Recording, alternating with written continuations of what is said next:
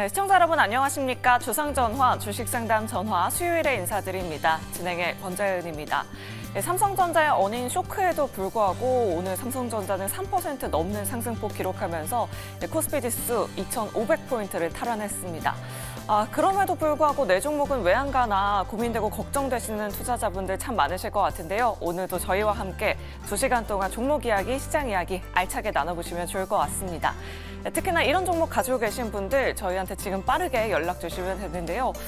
태양광 관련 종목들 그리고 풍력 관련된 신재생 에너지 관련된 종목들 갖고 계시지만 보유하거나 손실 중이신 시청자분들 참 많으실 것 같습니다. 저희한테 지금 바로 연락 주시면 되고요.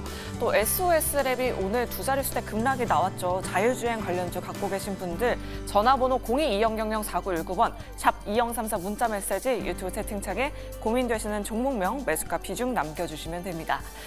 그럼 오늘 시장 핫했던 이슈 점검해 보면서 내일 시장 좀 든든하게 대비해 보도록 할게요. 오늘 이슈 3가지 가지고 왔습니다. 오늘 반도체 관련주들 여전히 뜨거웠습니다. CES 2025 계속 진행 중이죠. 그 전 거래일에는 반도체가 강했었는데 액침 냉각과 유리 기판주들이 돌아가면서 순환매가 나오고 있습니다. 오늘 SKC가 무려 12% 급등세 보여줬고요. 삼성공조는 상한가 터치하면서 마감했습니다. 관련된 전략 잠시 후에 이야기 나눠보도록 하겠고요. 한미 반도체와 한화 인더 이슈 계속해서 나오고 있습니다. 오늘 한미 반도체는 오후장 들어서 상승 탄력을 더욱더 키워나가면서 결국에 14% 상승으로 마감했습니다. 한미 반도체에 대한 전략도 잠시 후에 세워보도록 하겠습니다. 제약바이오 섹터도 개별 호재 이슈 많습니다. 미국에서 금리 동결 이슈가 다시 한번 대두되고 있죠. 국채금리가 상승하면서 바이오주들 하락 나온 종목들 많았지만 선별적으로 움직이는 종목들이 참 많습니다. 유한양행이 오늘 10% 넘게 상승했고요. 삼성 바이오로직스는 실적 발표 시즌 앞두고 2.54% 강세 움직임 보여줬습니다. 그리고 독감, 바이러스 관련된 이슈들도 계속해서 나오고 있죠. 오늘 녹십자 MS가 진단키트 관련된 모멘텀 받으면서 9% 가까운 상승 탄력 보여줬습니다. 반면에 양자 암호 관련주들은 일제히 급락이 나왔습니다. 오늘 아이윈 플러스부터 ICTK, 엑스게이트까지 10% 넘는 하락세 기록했는데요. 젠슨항 CEO가 양자 컴퓨터를 만드는 데는 15년에서 30년이 걸릴 수도 있다라는 발언 나오면서 줄줄이 미끄러지는 모습이었습니다. 자, 이렇게 오늘 3가지 섹터 준비해봤고요. 오늘 두 분과 함께 이야기 나눠보도록 할게요. 자, 오늘은 민프론 대표 그리고 이창대 대표 모셨습니다. 두 분 어서 오세요. 네, 반갑습니다. 안녕하세요. 네, 국내 증시 CES 2025에 대한 모멘텀 계속해서 받고 있습니다. 그 전에는 반도체 장비주들이 움직였다면 최근에는 액침 냉각과 유리기판 관련주들이 뜨겁게 움직임 보여주고 있는데요. 민프론 대표님께 여쭤보도록 할게요. 사실 이 AI 반도체 발열 이슈가 계속 끊이지 않고 있는 것 같아요. 이 액침 냉각과 유리기판이 그 발열을 막을 수 있는 재료가 될 수 있는 것 같은데 국내 증시에서 계속해서 이런 관련주들 좀 지켜봐도 괜찮을까요, 대표님? 단기적으로는 정말 괜찮다고 얘기할 수 있고요. 우리가 이제 중장기적으로는 좀 다른 얘기인데, 일단은 액침 냉각이랑 이제 유리기판 같은 경우는 AI를 빼놓을 수가 없죠. 결국에는 AI로 발생된 테마이고 또 산업군이기 때문에 AI가 어디까지 갈 것인가를 우리가 먼저 좀 얘기를 해야 될 것 같아요. 일단 오늘의 시장은 우리 황 사장님을 빼놓고 얘기할 수가 없죠.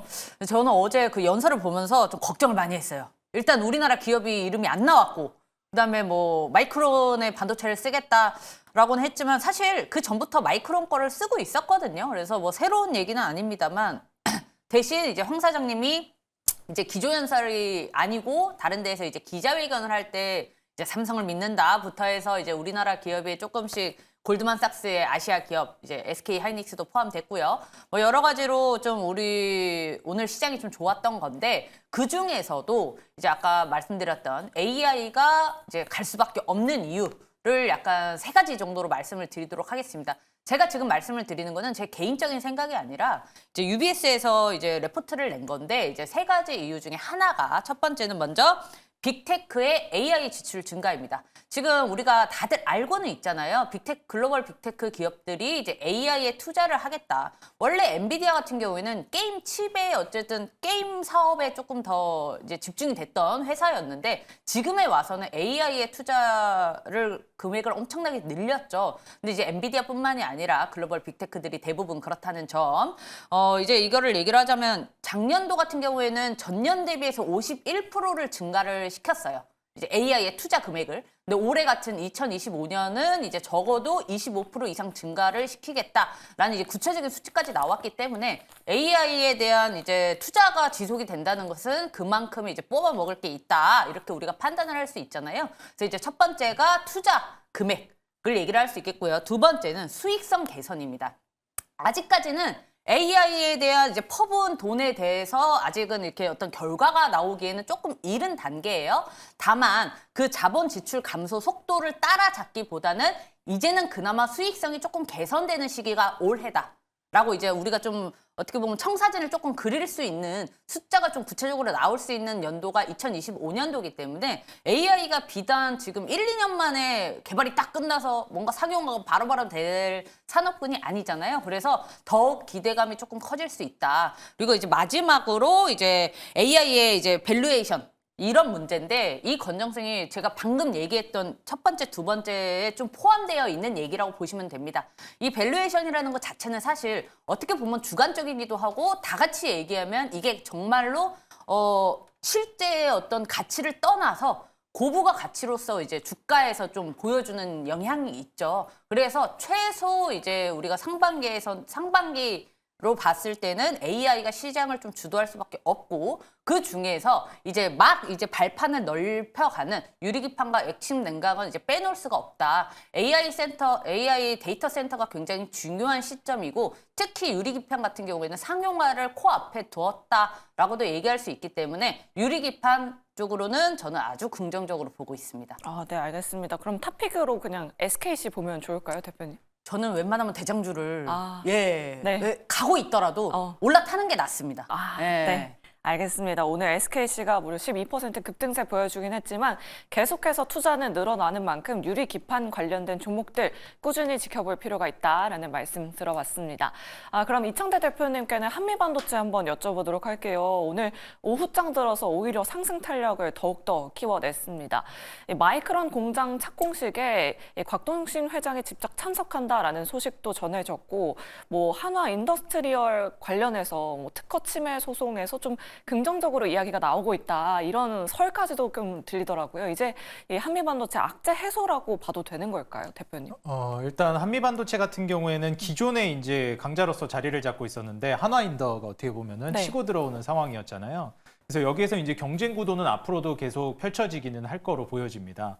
근데 이제 중요한 것은 앞으로 이제 거시적으로 봤을 때 이 흐름이 AI 반도체, 이 하드웨어 단에서 계속 흐름이 이어질 것이냐 이게 좀 중요할 것 같은데요. 결국 이제 마이크론 기반으로 해서 한미반도체가 계속 수혜를 볼 걸로도 기대되지만 우리가 이제 SK하이닉스 그리고 대만의 TSMC, 엔비디아의 이 삼각동맹이 굉장히 견고한 상황입니다. 여기에 있어서 이 SK하이닉스와 지속적으로 이 TC본더 관련해서도 납품을 해오고 있는 기업이기 때문에 이 수혜가 계속 저는 이어질 가능성이 높다라고 보고 있어요. 물론 이제 경쟁 기업들을 통해서 어느 정도 이제 경쟁을 부추기고 가격 경쟁력을 가져가려고 하는 움직임도 뭐 SK하이닉스나 엔비디아나 이런 쪽에서도 있겠지만 아무래도 이제 이런 혁신 업종들에서는 기존의 사업을 같이 파트너십을 맺고 있는 기업들을 끊어내는 게 상당히 쉽지 않습니다. 보통 이 파트너십을 이어오고 있는 기업들이 먼저 앞서 나가고 있기 때문에 선정한 것이고 한번 앞서 나가면 다른 기업들이 그걸 뺏기기가 쉽지는 않아요. 왜냐하면 아까 말씀드렸던 이 삼각구도 안에서 그들만의 리그로 계속해서 발전해 나가고 있는 거거든요. 지금 삼성전자가 SK하이닉스를 따라잡으려고 HBM으로 속도를 내고 있지만 어떤가요? 쉽게 따라잡기 어렵죠. 그렇기 때문에 사실 지금 시점에서도 물론 한화인더도 경쟁이라든지 이런 부분은 있을 수는 있다고 봅니다. 그리고 또 추월할 수도 있죠. 근데 현재 갖추어진 이 구조 자체는 크게 이제 침해되기는 어려울 거라고 저는 개인적으로 봐서 한미반도체가 앞으로도 랠리 자체는 AI 반도체 하드웨어 부분에 있어서 이어갈 수 있다라고 보고 있습니다. 결국 이제 우리나라에서 SK하이닉스가 하드웨어 대장주라고 볼 수 있겠는데 거기에 따른 이제 낙수 효과를 기대해 볼 수 있는 종목이 또 한미반도체이기도 하니까 같이 한번 또 마이크론의 연결성까지 합쳐가지고 보시면 저는 흐름 자체는 좋을 거라고 보여져요. 그런데 이제 다만 뭐 기술적으로 일봉상 이제 200일선 지금 저항을 막고 있는 자리입니다. 그래서 기술적으로는 좀 조정이 나올 가능성도 있다라고 보고 있고요. 무엇보다도 반도체는 지금 AI라는 모멘텀으로 올라가고 있긴 하지만 사이클상으로 이미 한 차례 강세를 보였던 섹터예요. 그래서 소프트웨어 쪽으로의 수급 이동이 나올 수도 있다라는 점 좀 고려해보고 장기적으로 투자한다라고 하셨다면은 지금부터 조정이 나온 구간이잖아요. 조정 이후에 이제 반등이 나온 자리라 나쁘지 않은 자리라고 보여집니다. 그래서 AI 반도체를 길게 보시는 분들이라면 한번 관심 있게 보시길 권장드립니다. 네, 알겠습니다. 이렇게 한미 반도체와 한화 인도 이슈까지 짚어봤습니다. 반도체 섹터 짚어봤고요. 다음으로 살펴볼 섹터는 바로 바이오입니다. 당장 다음 주에 JP모건 헬스케어 컨퍼런스가 열릴 예정이고요. 바이러스나 감염병에 관련된 기사들 매일매일 쏟아지고 있습니다. 제약바이오 섹터 안에서 오늘 유한양행이 그 대장주 역할을 정말 톡톡히 해줬는데요. 개별 이슈가 있었어요. 민프론 대표님께 여쭤보도록 할게요. 존슨앤존슨의 그런 임상 결과를 긍정적으로 받아들였다라는 모멘텀이 있었는데 추가적인 시세가 좀 가능할 만한 모멘텀인지 유한양행의 오늘 그 거래 대금 어떻게 보셨을까요? 거의 9천억 원 가까이 몰렸거든요. 지금 유한양행을 대장으로 해서 또는 이제 대장이 원래는 이제 유한양행과 누구야 저기 이름이 갑자기 기억이 안 알테오젠? 나네요. 네, 알테오젠. 네. 이 둘이서 거의 작년 8월부터 시장을 이끌었다고 봐도 무방할 정도로 굉장히 거래 대금도 활발했고 매매가 활발했는데 저는 그때도 한번 그 작년부터 말씀을 드렸던 것 같아요. 2025년에 바이오가 안 갈 것이냐? 아니다. 갈 것이다. 다만 이제 트럼프와 1월 효과와 그 연말에 이제 많은 이슈로 인해서 잠깐 쉬었다가 다시 갈 가능성이 높다라고 말씀을 드렸는데 여전히 저는 같은 생각을 하고 있습니다. 사실 오늘의 이 좋은 흐름을 이어가기에는 연속성 있는 이슈가 필요합니다만 여전히 그때랑 전망이 똑같은 이유는 금리 인하 기조가 계속해서 유지가 되고 있고 올해 사실 좋은 결과가 발표할 게 굉장히 많아요. 제가 지금 정확하게 날짜가 기억이 안 나지만 작년에 이제 바이오 섹터의 회사들을 기업들을 이제 이렇게 쭉 공부했던 이제 기억으로 봤을 때 올해 임상 결과 나오는 게 굉장히 많거든요. 거기다가 이제 아까도 말씀드렸던 금리 인하 기조가 굉장히 크게 역할을 차지할 것이라고 보고 있고 가장 중요한 건 사실 미국의 정책입니다. 헬스케어 정책이에요. 그래서 지금 미국 시장의 분위기는 사실 좀 관망이 조금 더 강한 시점이에요. 지금은.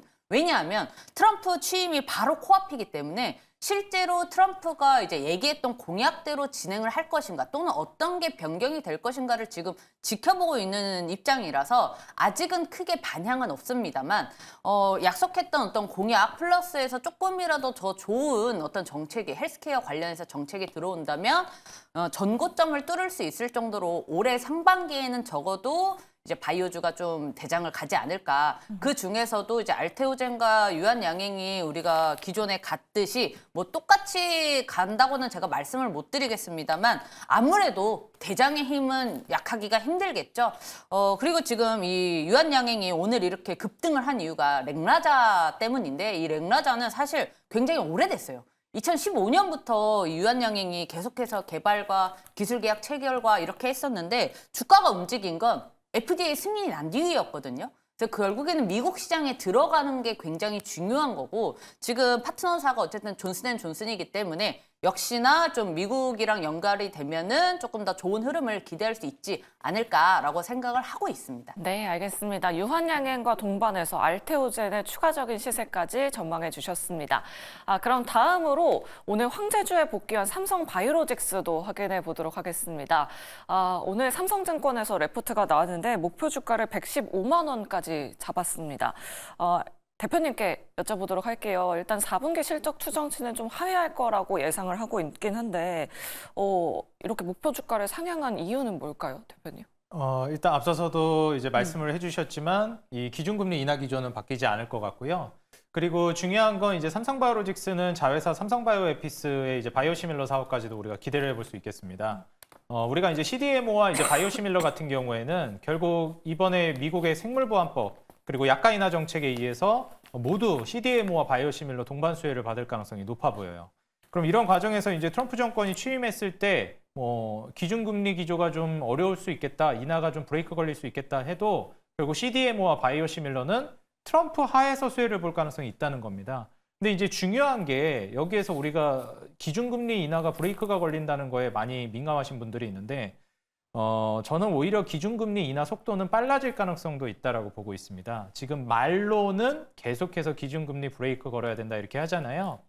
우리가 보통 이제 중앙은행이나 특히 뭐 연준에서도 취하는 어떻게 보면 전략 중에 하나가 함부로 이제 기준금리 인하를 실제로 인하할 때 앞으로도 계속 인하할 겁니다. 더 빠르게 인하할 겁니다. 이거를 말로도 그렇게 해버리게 되면 무슨 일이 발생하게 되냐면 시장이 과하게 해석을 해버리고 좀 과하게 치고 올라간다거나 물가가 치솟아 오를 수 있습니다.